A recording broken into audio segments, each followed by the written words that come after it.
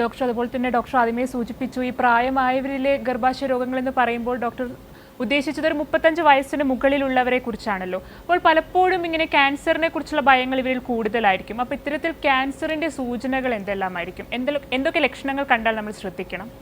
ഞാൻ ഇപ്പോൾ പറഞ്ഞ ലക്ഷണങ്ങൾ പ്രധാനമായും 65 മാസക്കുള്ളിൽ നിന്ന ആൾക്കാരെയാണ് ഉദ്ദേശിച്ചത്. 35 മുതൽ മാസക്കുള്ളിൽ നിൽക്കുന്നവരെയല്ല, മാസക്കുള്ളിൽ നിന്നതിന് ശേഷമുള്ള ആൾക്കാരെയാണ്.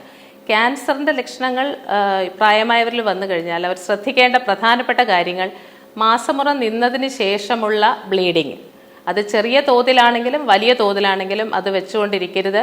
അത് ഗർഭാശയ ക്യാൻസറിൻ്റെ ഒരു ലക്ഷണമാകാം, ഡോക്ടറെ കാണണം.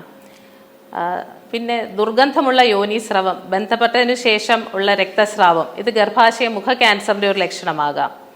പിന്നെ സാധാരണയായി ഓവേറിയൻ ക്യാൻസർ അല്ലെ അണ്ഡാശയ ക്യാൻസർ വളരെ ലേറ്റായിട്ട് മാത്രമാണ് കണ്ടുപിടിക്കപ്പെടുന്നത്. അതിൻ്റെ പ്രധാനപ്പെട്ട കാരണം അത് ആൾക്കാർ ഗ്യാസ് ആണെന്ന് വിചാരിച്ച് വെച്ചുകൊണ്ടിരിക്കുന്നതാണ്. വയറ് വീർത്തു വരിക, വിശപ്പില്ലായ്മ, ശരീരഭാരം കുറയുക, എപ്പോഴും വയറിൽ ഗ്യാസ് കെട്ടിയതുപോലെ തോന്നുക, ഭക്ഷണം കഴിച്ചാൽ പെട്ടെന്ന് വയറ് നിറഞ്ഞതുപോലെ തോന്നുക, ഇതൊക്കെയാണ് ഈ ക്യാൻസറിൻ്റെ ലക്ഷണങ്ങൾ. അതുകൊണ്ട് സാധാരണയായി ഓവേറിയൻ ക്യാൻസർ ലേറ്റായിട്ട് മാത്രമാണ് കണ്ടുപിടിക്കാൻ സാധിക്കുന്നത്. ഈ പറഞ്ഞ ലക്ഷണങ്ങളുള്ളവർ എത്രയും പെട്ടെന്ന് തന്നെ ഒരു ഡോക്ടറെ നേരിട്ട് കണ്ട് ചികിത്സിച്ച് അതിൻ്റെ ഡയഗ്നോസിസിൽ എത്തേണ്ടതാണ്.